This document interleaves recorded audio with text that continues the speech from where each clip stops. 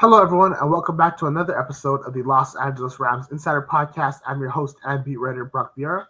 You can check out all of our work at www.si.com/NFL/Rams/on-SI, where we drop double-digit pieces of content every single day pertaining to the team, what's going on around the league, how that affects the Rams, and what their process looks like moving forward as they approach the NFL draft. One of the questions that the team won't have to answer, and that's going to be the basis for our video today, is, of course, their running back room.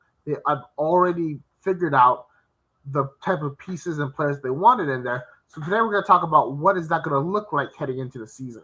So first off, we got to look at the people in the running back room. That would be Kyren Williams, who was a team captain last year, recorded a 1,000-yard season, his third straight, and his third since becoming a starter 3 years ago.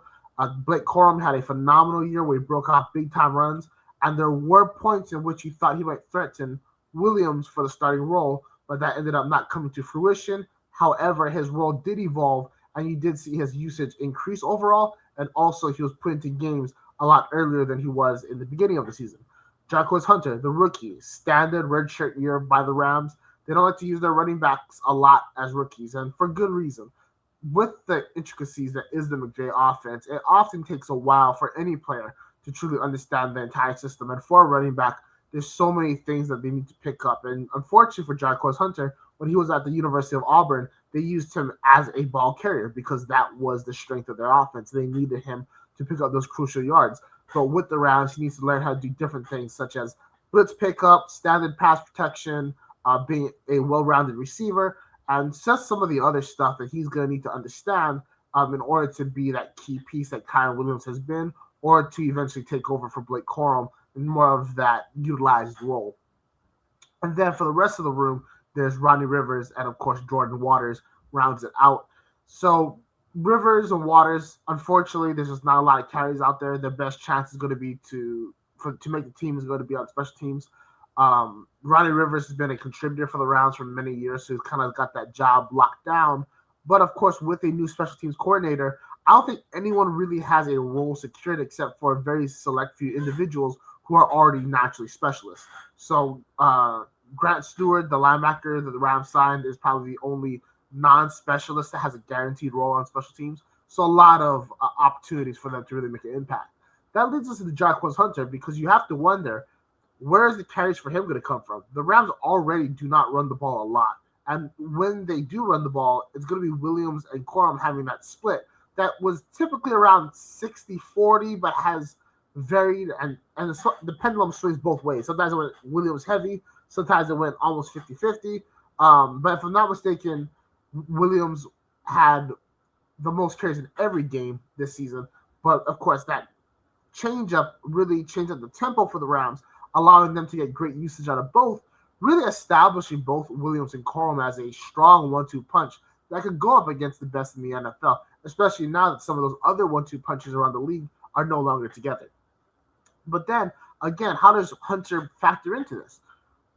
I think that if the Rams are really committed to becoming a more physical football team, which they need to be, because there are times, especially for a West Coast team, and they're traveling across the country, and they have to play games at 10 a.m. West Coast time, they're not going to be on the same page overall for the passing offense to be as efficient as it is when they're, on this side of the country. That's the secret of the NFL, is that any given Sunday, because there's so many of these variables and factors that go into such a physical game that requires as many people to participate in it as football does. There are times in which you're going to need to grind out wins. I think that, and when you need to grind out points. And when you're talking about short yardage physical situations, this is the type of situation you go to Jarquez Hunter for. He is a physical, fearless, just rough and rugged runner who I think will establish a new type of attitude that's just going to be infectious for the rest of the team.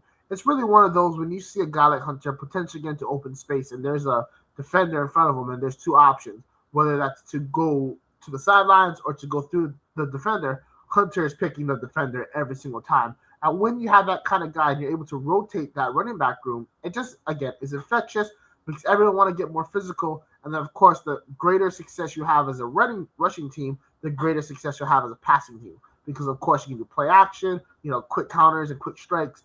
And then eventually, if teams are dedicating so many resources to being inside the box to stop the run, the top is going to be exposed and he can go deep with the ball.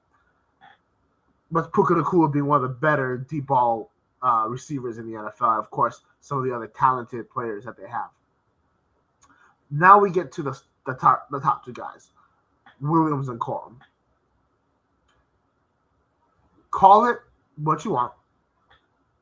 I predict that both Kyren Williams and Blake Corum, should they play all 17 games this season, both will have over 1,000 rushing yards. I think that the NFC divisional game was a wake-up call to Sean McVay. I think it made him realize that he needs to revolutionize his rushing attack. And he's already done so several times over these past few years. But there has to be a little bit more emphasis on being more physical. I think that this is the year that the Rams finally commit to using a fullback a little bit more. And I think that they have two unique options. One, you have a speedy threat in Jordan Whittington who can really get outside fast and presents a tremendous matchup nightmare if you were to use him as a receiver coming out of the backfield.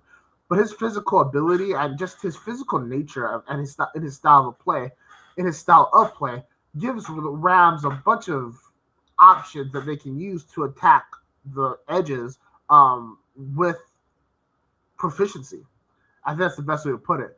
But then, of course, when you want to talk about the inside, you do wonder if Davis Allen is going to take that step up and really be that fullback that the Rams have kind of needed for a while, and just in order to really get more physical in that rushing game. Or is there another option out there that we're not perhaps focusing on that could come in and be that big physical threat? Maybe the Rams make a move during the draft. You don't know.